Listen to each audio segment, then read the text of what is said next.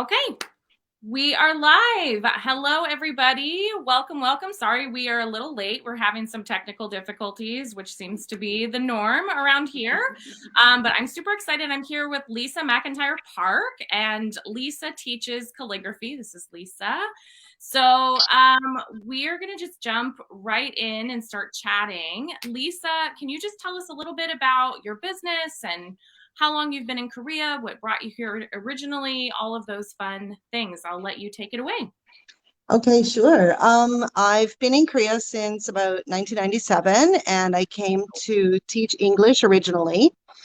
And I guess in the past 5 years or so, I was kind of like, I don't know, everything becomes so normal, right? So I was looking for something new, and I've always been interested in writing and such. And when I was a kid, I liked calligraphy, so I thought I'd dive back into it. And it has been just such a wonderful distraction during Nice. everything. Yeah, it's really great.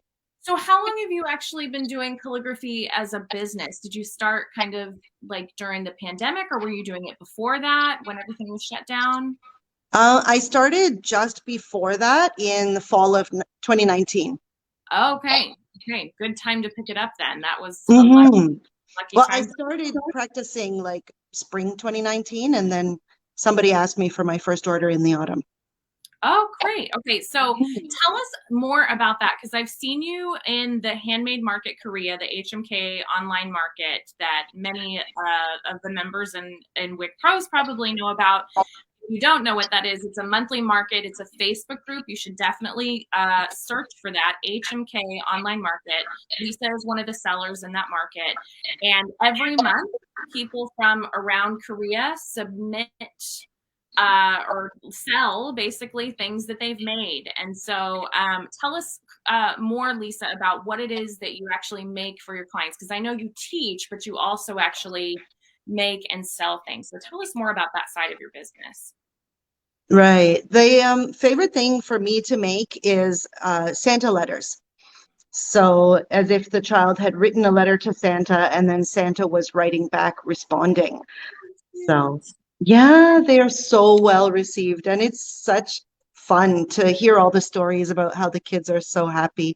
I also do like greeting cards, birthday cards, thank you cards, whatever, or little keychains. I can do calligraphy on those. But last fall, when I broke my arm at the wrist, and so I just decided to put the commissions aside and just focus on teaching. Okay, okay. So Mhm. tell us a little bit about the classes that you teach and like what the structure of those is, what kind of, because there's different types of calligraphy, right? Do you focus on a certain kind of calligraphy or do you kind of have different classes? I would really love to learn more about that. So what I do is modern calligraphy, and there aren't as many rules as the traditional style of calligraphy. And the type of pen that's used is actually different as well. So a traditional calligraphy pen would have like a chisel top with a flat top. Does it have, I took a calligraphy class a few years ago from a local artist here in Daegu. I live in Daegu. And I had like a little well of ink and a nib that had like a forked bottom that when you press on it, it would like open wider. And it took a lot of getting getting used to Yes. that Was out. it You can't go up. I remember that. right, right. Was it a pointy nib or was it flat top?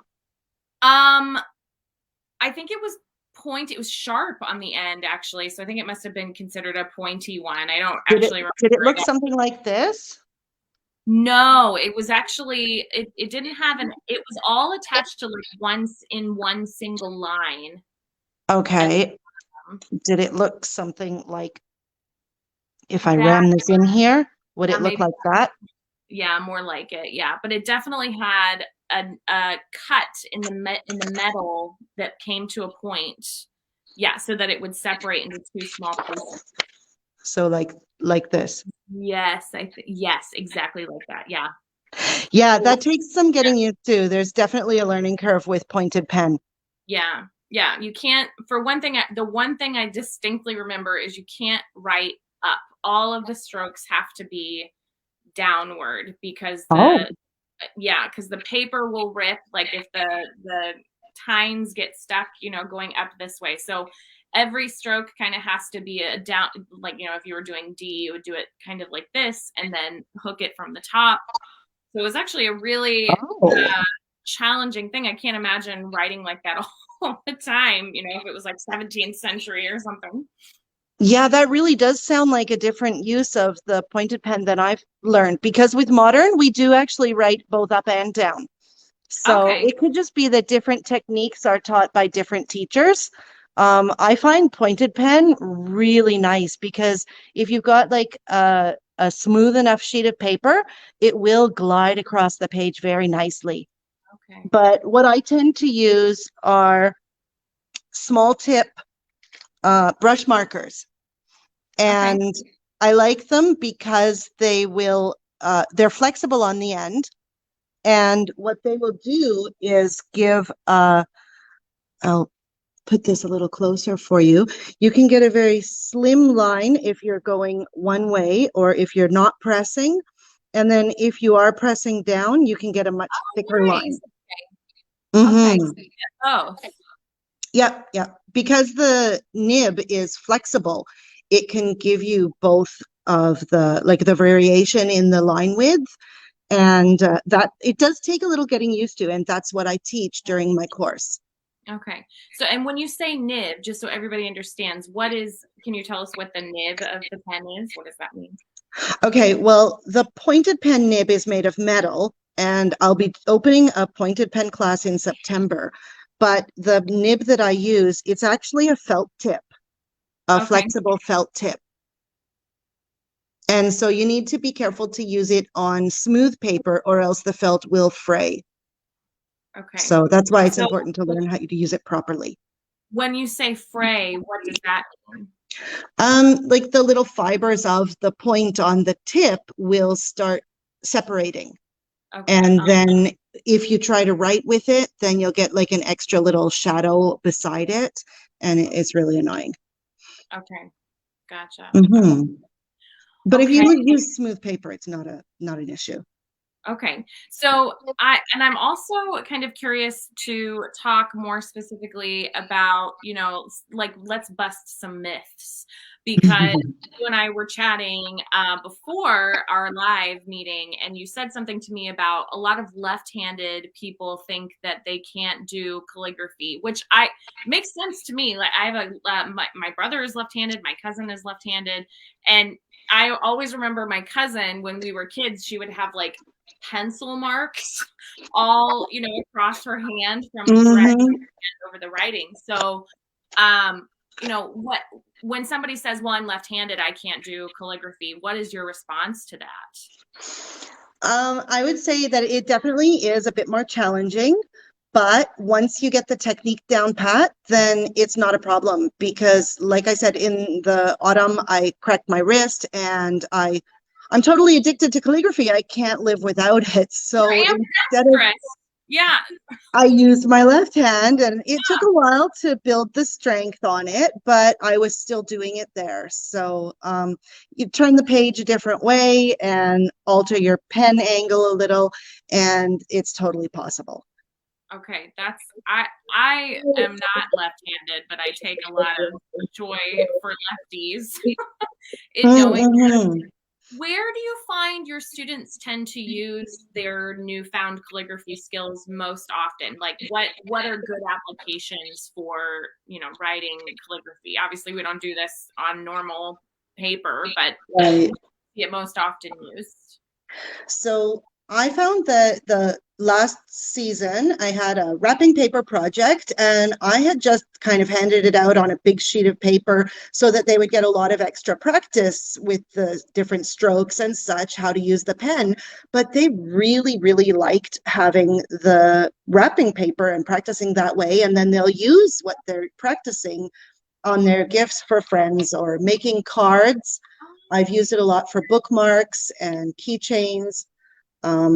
This upcoming season, we'll be doing place cards. If you're going to have like a fancy party or something with some friends, then you want to decorate the table a little more. put their name at the table place, write up an invitation or a special menu for the event even. So when you say, I'm trying to visualize the keychains, because you said keychains a few times. What does that look like?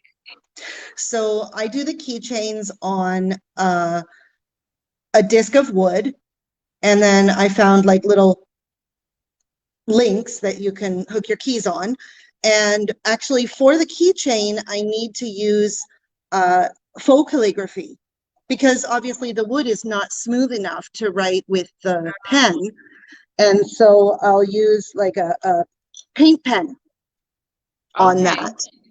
And then I need to use faux calligraphy, which is what we'll be looking at today. Okay. So is the wood keychain something that you teach in your classes, or is that just one of the products that you provide to your customers? If I was asked about it, then I would be willing to open up that sort of an event, but I haven't been asked about that yet. Okay. But yeah, if people learn or if they need extra tips, like I have a Facebook group for any of my course members, and they will, they're always welcome to ask me anything and look for tips or what have you. Okay. And something else that I wanted to ask you about too, because we were talking, you and I privately, about myths. Again, I want to go back to that idea of myths, that there are people that feel they have bad handwriting, and therefore what am I trying? Like, the words are not coming today. But that they're not going to be good calligraphers because they have, crappy handwriting or something like that. What's your response to someone that says that? Yeah, that's a really common myth. They're like, oh, my handwriting is total crap. I just would never be able to do calligraphy. And the thing is, handwriting and calligraphy are totally different. So they may look the same, but the purpose is different. When you do cursive writing, you're doing it to get things down quick and, get on with your day. But for calligraphy, we want to write slow, and it really is just about using these basic strokes. And when you put the basic strokes together, they make the shapes to make the letters. And with that in mind, it's all you have to do is follow the basic strokes to make the letters, and they end up looking beautiful. So you're actually just drawing the letters more so than jotting them down. I see. So tell us a little bit more about like the intersection between, I don't know, traditional calligraphy, I guess we could say, and faux calligraphy. So what is faux calligraphy, and what is it about it that makes it faux versus what is traditional calligraphy? Okay, so traditional modern calligraphy. Modern calligraphy, yes. Right. Is where we use the pointed nib, and it's flexible. So if I want to draw like a letter A, then I use the pen techniques, and I get the thick line and the thin lines just by the pressure that I put on the pen. But when you're doing faux calligraphy, like I said, when you're doing the pointed flexible nib, you need to use special paper so it doesn't fray. Okay. But when we're doing faux calligraphy, we're using it on rougher surfaces, so we don't want to fray our fancy nibs. So we're going to use any pen whatsoever. Okay. And what makes it calligraphy is the difference in the thickness of the lines, right? And so you're drawing the monoline, and then you just add in the thickness so that it looks like calligraphy. And then if you should choose to, then you could color it in and it would look exactly the same. Right? So if I want to do this as well. Oh, can you move it up just a tad? We can't. Yeah, there we go. There we go. So what I would do, I'm doing it quickly, obviously, right now, but if I was to do it for real, it would look much better, right? So you can see that when you come around and you follow the proper strokes and the proper stroke order, then it could look similar if I actually took time with it. And that's what makes it faux. I Like wish it's I would fake. have known how to do this when I was in like 5th grade and, you know, working on poster projects. Yeah, Because yeah. I made like really terrible bubble letters. This is like, Mm. and it's kind of a similar thing, right? Like making a big letter and then adding some shading to it or whatever, what have you. Absolutely. So okay, that's really interesting. So when you say modern calligraphy, I'm actually really interested. What's the difference between modern calligraphy versus like, I guess, traditional old school calligraphy? Okay, so these days, either copperplate or Spencerian are the traditional styles that are really flowing and flourished all around, and they look somewhat similar to the modern calligraphy. But when we're doing it in a modern style, there's more rules that we can break for style. And like with copperplate, you have to follow the rules to a T. Like each letter is made in a precise fashion. But with modern calligraphy, if you want to make your letter with a certain style, then you can. And so in the realm of modern calligraphy, you'll find that there's like stretchy letters or just basic modern following the basic strokes, or sometimes they have it like a kind of bouncy fashion where today's I've put it with a bounce to the letters where some letters are on the line and some letters fall below. Sometimes it bounces up above. Okay. So you'll find a lot of the bouncy letter calligraphy in like signboards, billboards around town. Gotcha. Okay. Mm-hmm. Interesting. I never realized that there was a difference. So that's what's kind of fascinating to me. So you have some things coming up soon as well. Is that right? Like a course of some kind. Can you tell us about what you have coming before we start our lesson? And Lisa will drop some links later after we finish our live so that you can sign up with her. But tell us what you've got coming, Lisa, so we can sign up. Sure. Yeah, if you'd like to, I'll drop that after we're finished here. I have a course coming up. It's an 8-week program, and we meet on alternate weeks, either Thursday evening or Sunday afternoon, whichever is better for you. And in the off weeks, then there's a project or some assignment that you need to do. And that's when we're going to be looking at place cards and menus and invitations and whatever. And I teach the basic strokes at the beginning, how to get used to the pen and put the letters together, connect them. Some letters are a little more tricky to connect than others. And I also teach all the full capital letters as well as some basic strokes, like break them down into the individual strokes so that you're not learning each actual letter. Well, I do teach each actual letter, but you're not forced to memorize how to put together each letter. You just memorize the few basic strokes and then add them together, and it makes a lot more sense and a lot easier. So if you're having trouble with the way one looks, then just practice that shape and it'll look better across all things. Like say an oval goes in letter A, letter B, sorry, B goes the other way. Letter A, letter G, letter D, like they all have the oval, right? If you're having trouble getting your letters to look like crisp and clean, if you just practice the shape of the oval, then it'll work across the board for all of the letters. Gotcha. Mm-hmm. So I'll teach that in the course. Okay. And when does the course actually start again? So the Thursday session will start on June 9th. And then the Sunday sessions will start on, what is it, the 12th after that? And so whichever, like some people are busy on the weeknights and some people are busier on the weekends. So I run the same class twice, which is actually handy because if something happens to come up, then sometimes I'll like let people slide into the next one if they can make it. Sure. Mm-hmm. Cool. Okay. And you said it's 8 weeks, right? Every other week for 8 weeks. Right. So it's 8 weeks for the program, and that takes into consideration the live lessons and the feedback on the practice pages. Gotcha. So, yeah.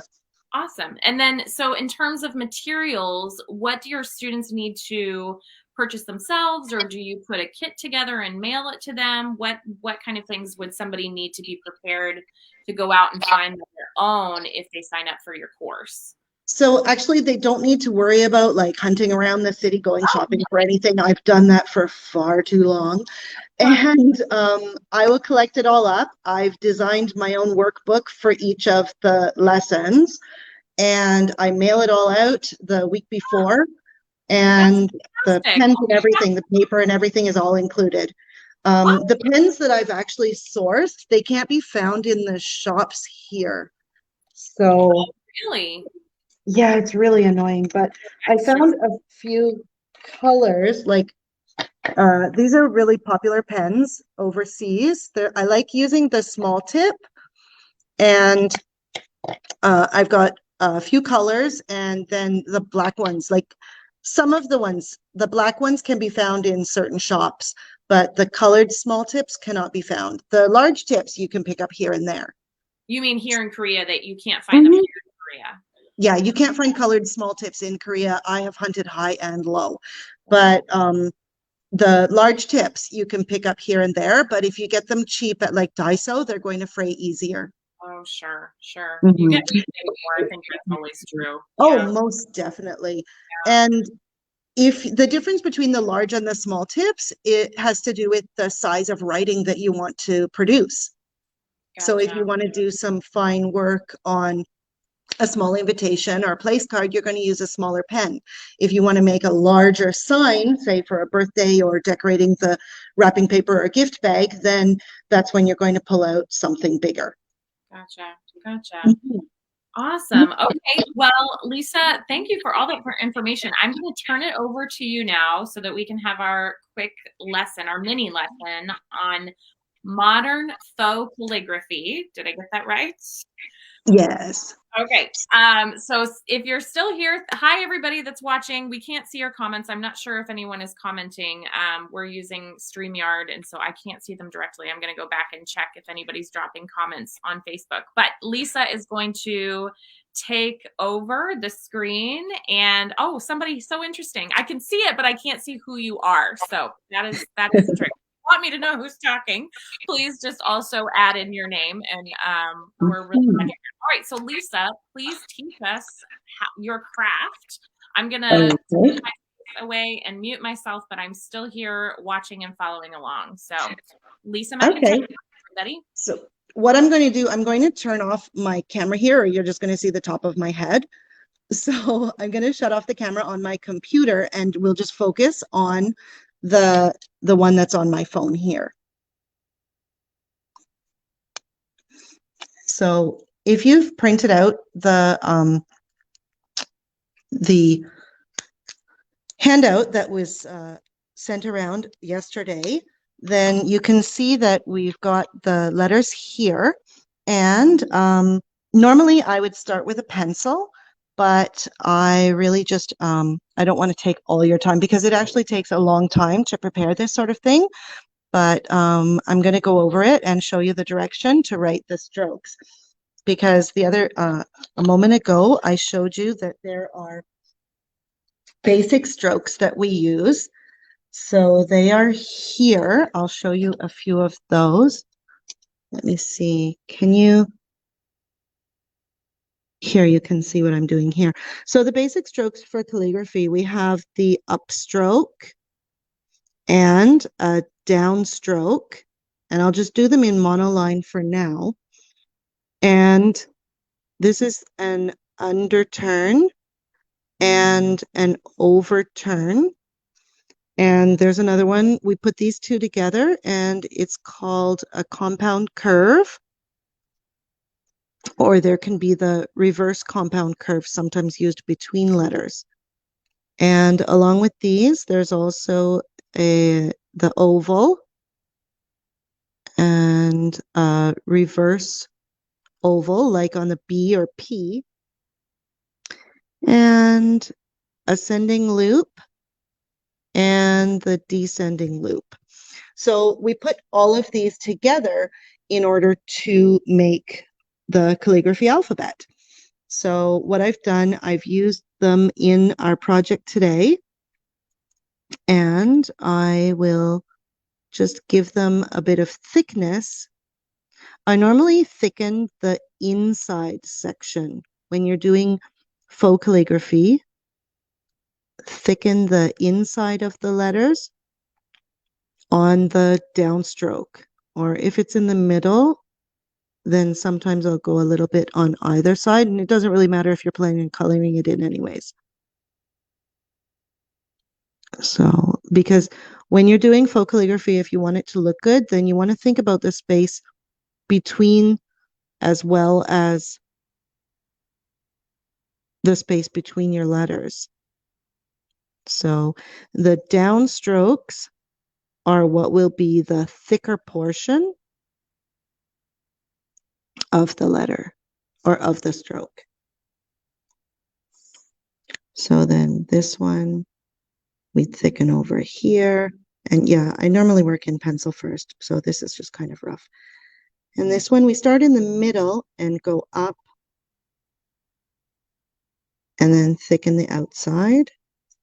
And this one, you can start here and then taper it off when you get to the bottom.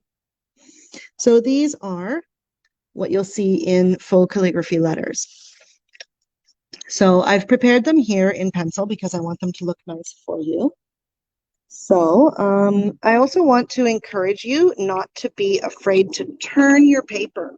If you rotate the paper here and there, then you'll find that you have maybe a direction that you feel steadier in. So when you mix block letters with faux calligraphy, you'll see that it looks nicer. And you want to go, I'm stronger pushing my pen this way. So like I said, don't be afraid to turn your page when you go over it. I'm sure you know how to do the block letters, so I'm not going to spend too much time going over these, but I would recommend when you're doing it to go like really slowly. So when you're doing these, did you have a question or something, Krissi? I saw you pop up for a minute there. Nope, I'm just trying to figure out the tech. Sorry. Oh, okay. That's why I like having both of the screens, because I can see my students on screen, and if they have a question, they can always pop in anytime and ask. So we're going to start in the middle here and go really slowly when you're doing it.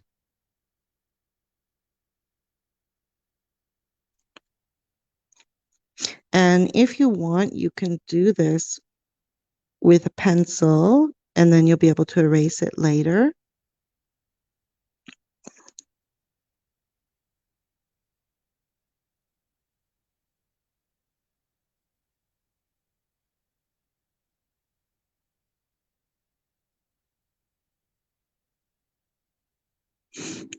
And it's always important to thicken while you're going along.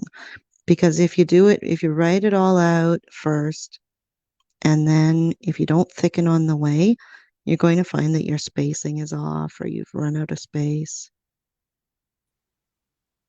I just popped in to say I'm turning my camera off. It's so soothing to watch you do this. It's really soothing to do too. Like I just get in the zone when I'm doing it. Yeah. Yeah, I find it really helps relieve a lot of stress. When I want to ask you a question too. So when you say thicken as you go, what do you mean by that exactly? I mean, like, don't write along the whole word and then fill in the parts that you want to have the thickness on. So when you're going up for each stroke, go and make that thick portion instead of writing the whole word out and then filling it in later. So like what I could do is I could come along and like when I go up for the stroke here, I need to jump over a little bit. Okay. and then make my curve down here. Oh, And okay. then thicken as you go so that you know you've got that thickness, Okay. and then fill in the rest of the letter a little bit on each side. If I want to color it in, it doesn't matter if there's a line in the middle, right? You make it look so easy, Lisa. I've been practicing for a while, but actually, if you just take it for most people get it fairly easily after a season or two. Hmm. So like this, and there it does look a lot easier, right? Yeah. So I obviously I did this really quickly, so it's not perfect, um but yeah.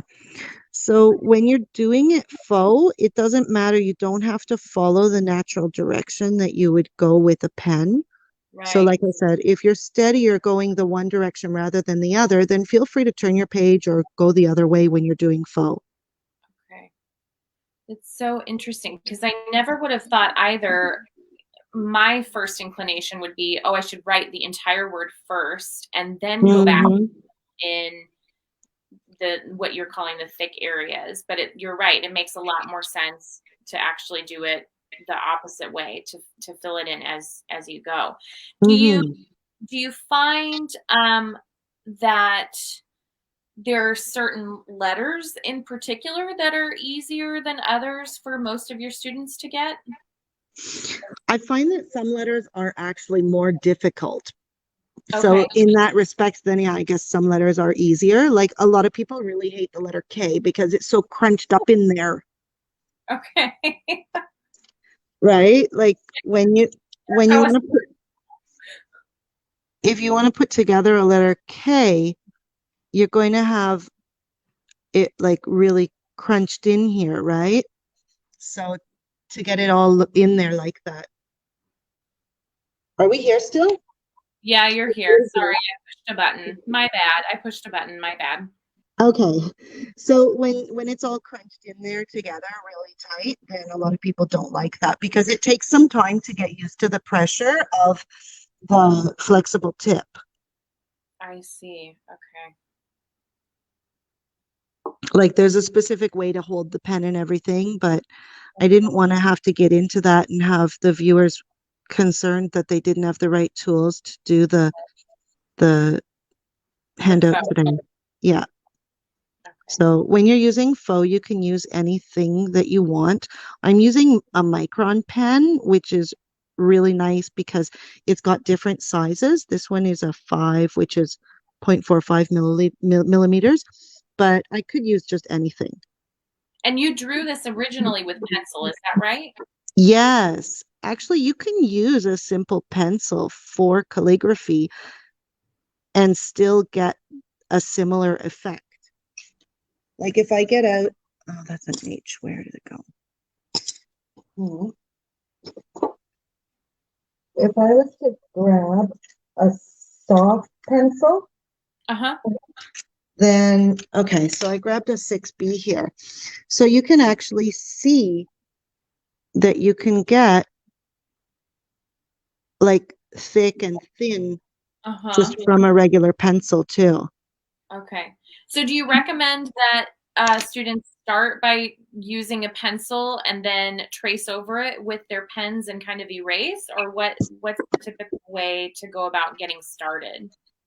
So when you're getting started, it is really handy to use a pencil, even if you're experienced, because then it takes a long time to map out where you want the words and like how long the word is going to take, how much paper you're going to need, if it's going to fit on the page.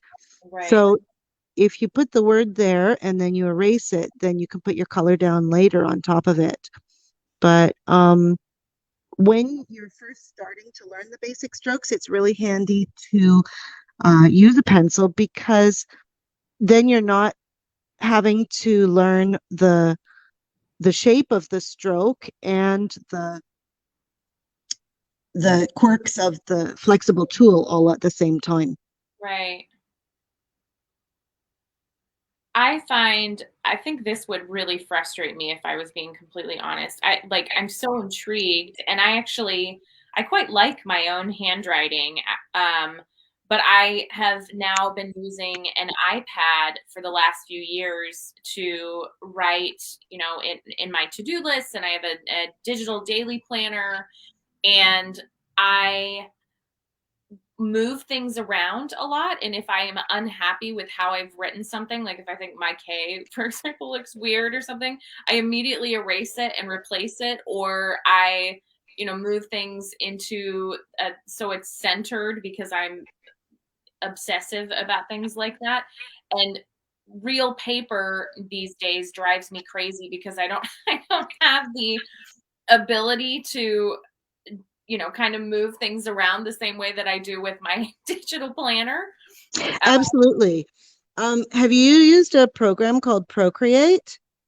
I don't use Procreate. I'm not an artist, so I don't have Procreate. I use GoodNotes, and I've purchased over the years a few digital planners from sellers on Etsy. So I really love it. I love my Apple Pencil, and it has, I can change the thickness on it. So I could technically probably learn how to do this on my iPad. I have a cover on the screen that makes it feel like paper as opposed to glass, because I hated writing on glass. So my screen protector is actually like, it has a raised sort of texture, paper-like texture on it, which it does actually make it easier for me to write as well.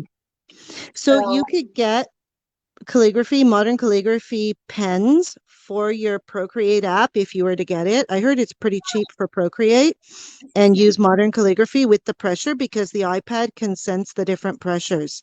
So all the same techniques that are in my course are used on the iPad with the Procreate program. Oh, that's an interesting tidbit. So anybody that's interested in digital should definitely still look into Lisa's course. I'm not sure what you're doing now. Can you slide a bit to? Oh, sorry. No?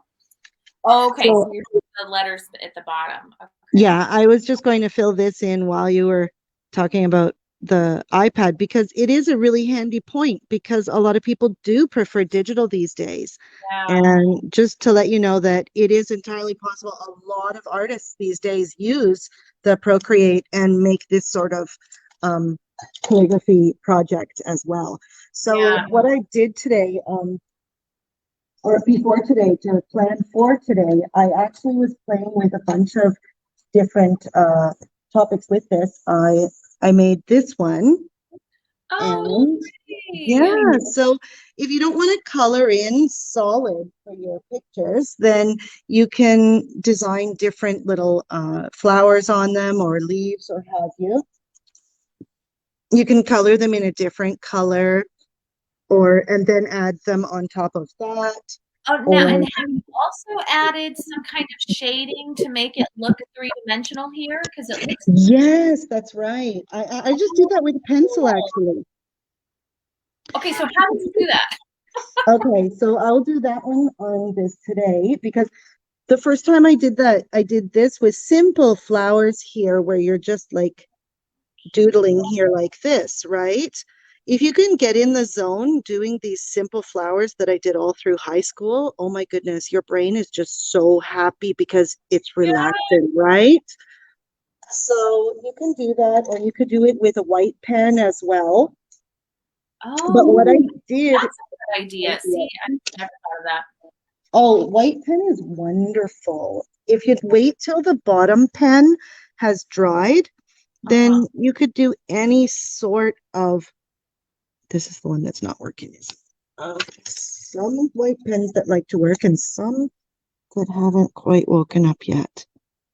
So you can do, right? You could do stripes or diagonal or whatever.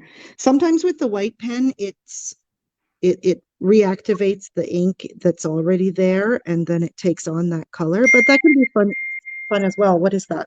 Oh, sorry, that's a text message from my. Okay, then. Sorry. No problem. It just surprised me a minute there. Okay, so what I did for the shading was. I asked a question about your white pen. Was that like a gel pen that you're in there? Okay. This one's a jelly roll. Okay. I remember those from my middle school days, I right? know, eh? And I think this is also jelly roll as well, but it's souffle or something. And there's another company that has a white pen, Signo or something. Okay. But anyway, what I did for the shadow. So you want to picture that the sun is coming from a certain direction. So I usually keep my sun over here. And then for the thin lines, I did like a bit of a drop shadow effect here. Take it a little ways away, come up, and then I use the edge of the pencil just to kind of, I used a regular HB pencil. This is my softer one, and come on this edge. Oh my God, this is just so calming to watch this.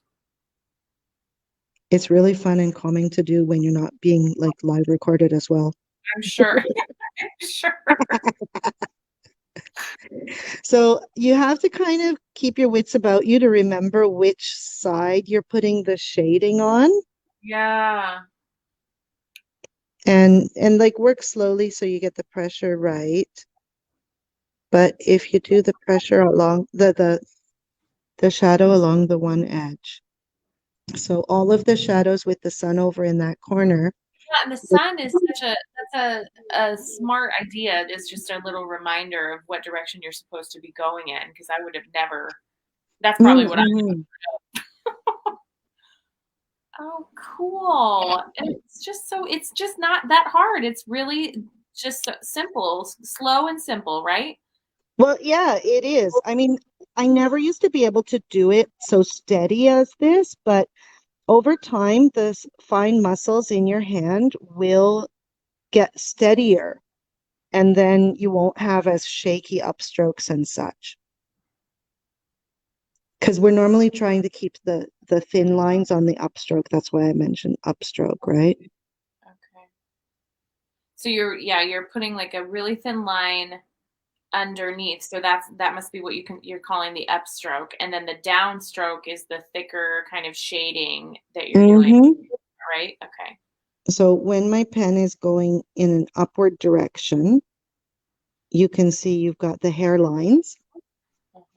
And when it came down, that's when it's the thickness. You put the pressure on your flexible tip.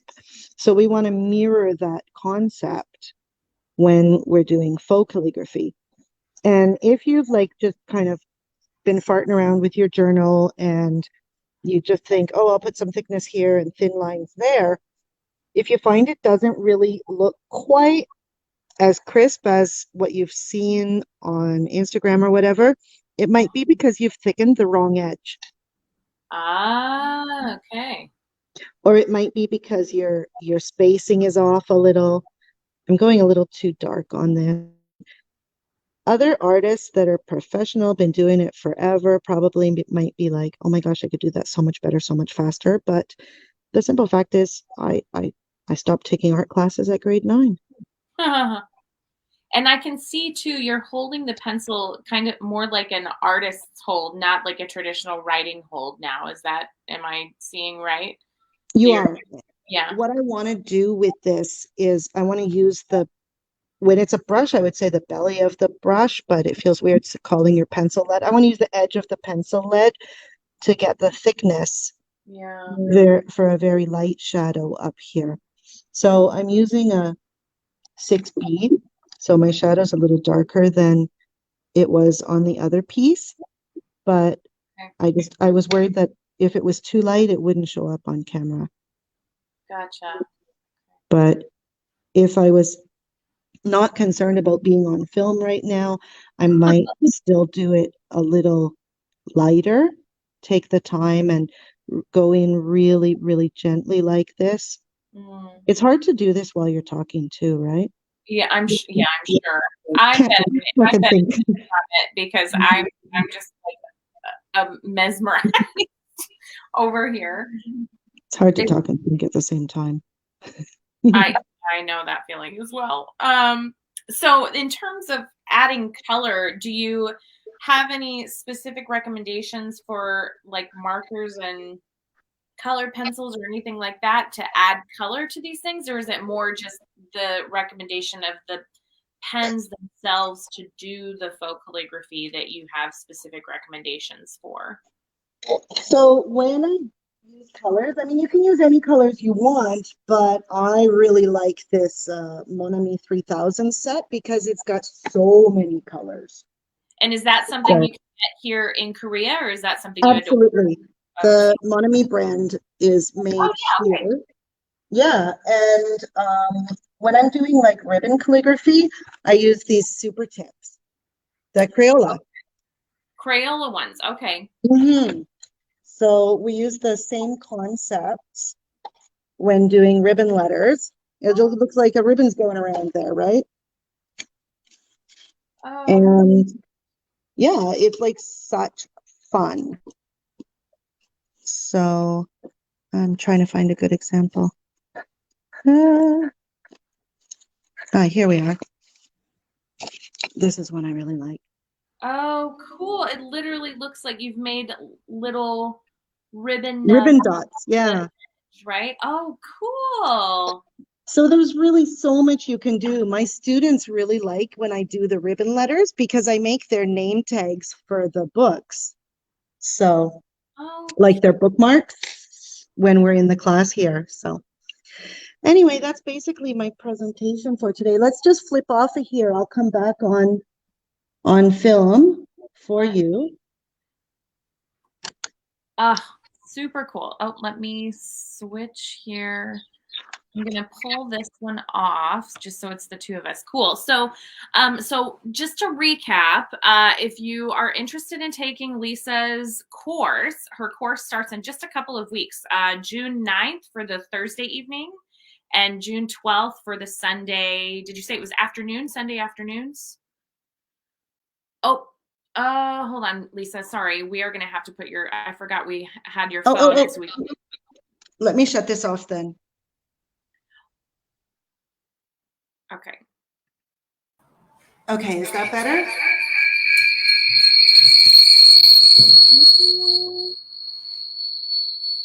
See if you can turn that one off altogether, maybe. I shut my phone off completely. There we go. Okay, no more ringing. Yes. Sorry, everybody. So Sunday afternoon, is that right? Yep, I hear you. Can you hear me? Now I can. Oh yes, okay. Technology. So really Sunday afternoon. So Sunday afternoon at 3:30. Okay. Okay. And if they do want to sign up, then they need to be before so that I can have time to send the packages, right? Okay. Do you have a deadline of like a sign up deadline that you want people to follow that you have specifically that we can share? Probably about probably by like next Wednesday or Thursday or something. I'd say 7 or 8 days before, because I like to count on about 5 days for the mail. Okay, that long. And then, yeah. I think 4 days is the shipping rate. 4 days. I mean, they're usually faster. I mean, this is Korea Post, right? Yeah. They're so fast. Yeah. But they say it should take about 4 days and then a little extra time to put the package together. But I've seen it run like in 2 or 3 days as well. But so deadline then next Wednesday, for anybody who's curious, is a holiday because of the election. So the post office will not be open. So probably by next Thursday, June 2nd would be the cutoff to sign up for Lisa's next course. Right. So Lisa will leave some links and instructions on how to do that. Lisa, can you tell us how much the course costs it's the 8-week course, every other week meeting times. What's the typical cost for that? And in keeping in mind that the materials are included in that, is that right? Right. So I actually work the rate out such that there's the lesson fee and then the fee for the supplies separately, because some people need more supplies than others. If you've already got pens, or if you want more, if your pen is running dry, then like if you've taken the course before or whatever, some people want just a black pen or some people want more colors. So the lesson fee is $36,000 per month, which is like $72 for the whole course.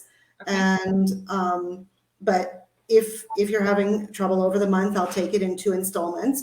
And then or if you want to see that you like the first month worth and then sign up for the second month, that's possible as well.